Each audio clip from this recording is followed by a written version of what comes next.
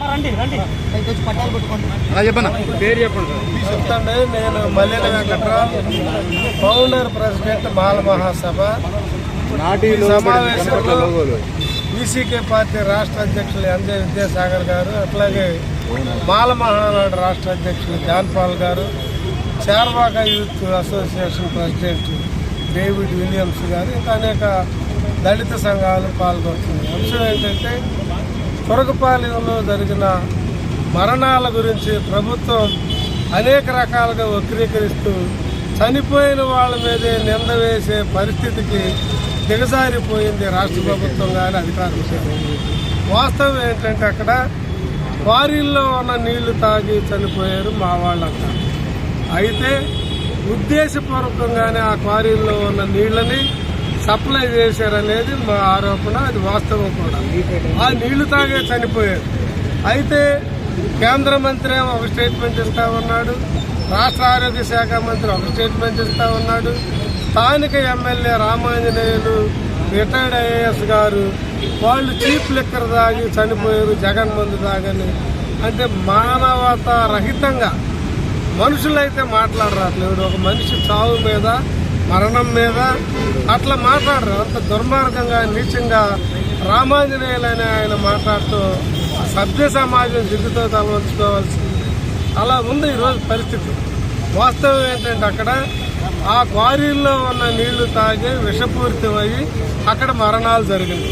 ప్రభుత్వం బొంకుతున్న ప్రభుత్వం ఎందుకు వాస్తవాలు దాచిపెడతా ఉంది? అక్కడ 116 మందికి రక్త పరీక్షలు చేసింది ప్రభుత్వం. రిపోర్ట్స్ వచ్చినాయి. ఆ రిపోర్ట్స్ ఎందుకు బయట పెట్టలేదు? బతికున్న వాళ్ళు చావకుండా ఉండాలంటే వాస్తవమైన రిపోర్ట్స్ బయట పెట్టాలి ప్రభుత్వం. ఈ రోజుకి ప్రభుత్వం ఆ రక్త పరీక్షల యొక్క ఏమున్నాయి వాళ్ళ రక్తంలో, దేని ద్వారా కలుషితమైంది, ఎంతమందికి రేపు ఇన్ఫెక్షన్ అయ్యి చనిపోబోతున్నారు వచ్చే రానున్న 2-3 నెలల్లో అనేది కూడా ఆ వాస్తవాలను దాచిపెట్టి తమ తప్పిదాన్ని కప్పుపుచ్చుకోవాలనే ప్రయత్నం చేస్తాం.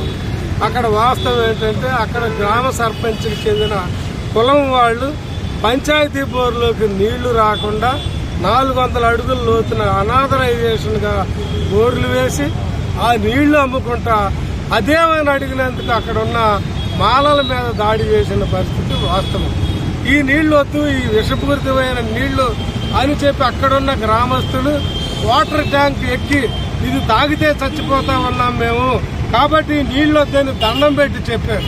కలెక్టర్కి వచ్చి 2024లోనే గ్రీవియన్స్ బిల్లులో ఫిర్యాదు చేస్తే ఆ ఫిర్యాదు తీసుకొని కూడా ఏ చర్యలు తీసుకోనందువల్ల ఈరోజు 26 మంది తురకపాలెం గ్రామస్తులు యురేనియం కలిసిన నీళ్లు, శవాలు పడిపోయి కలుషితమైన నీళ్లు, క్వారీల్లో ఉన్న మినరల్స్ అన్ని విషపూరితమైన మినరల్స్ అన్ని కలిసిన నీళ్లు తాగి చనిపోయిన పరిస్థితి. దీన్ని దాచిపెట్టింది ప్రభుత్వం. ఎందుకు చచ్చిపోతుంది? మాలలే కదా. ఇది ఒక రకమైన జెనోసైడ్గా దీన్ని ఈ కేసుగా స్వీకరించాల్సిన పరిస్థితి ఉంది. అంటే మాలల్ని ఆ గ్రామంలో నాశనం అంతరింపజేయటం. మాకు ఓట్లేరు కాబట్టి, ఓట్లు వేయలేదు కాబట్టి మేము వీళ్ళకేం చెయ్యం, అవసరమైతే వీళ్ళని చంపేస్తాం అనే ఉద్దేశంతో అక్కడ ఉద్దేశపూర్వకంగా జరిగింది. కాబట్టి ఎస్సీలైన వీళ్ళని ఉద్దేశపూర్వకంగానే క్వారీలో నీళ్ళు కలెక్టర్ తాగుతాడా, నీళ్లు ఎమ్మెల్యే తాగుతాడా? లేదు ఇప్పుడు వీళ్ళ కేంద్ర మంత్రి, ఆరోగ్య శాఖ మంత్రి వీళ్ళు తాగుతారా?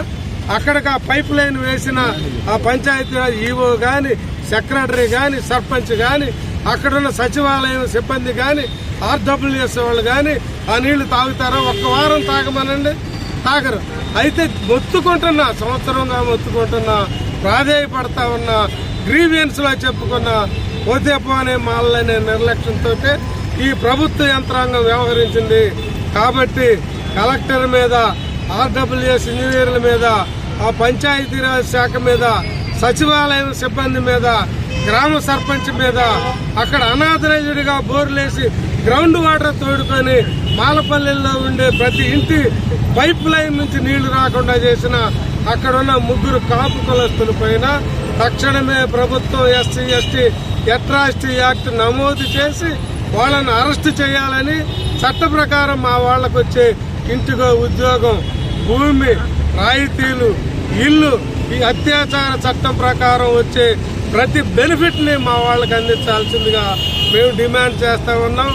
ఈ డిమాండ్ల సాధన కోసమే రేపు సోమవారం రోజు చలో కలెక్టరేట్ పిలిపిస్తా ఉన్నాం.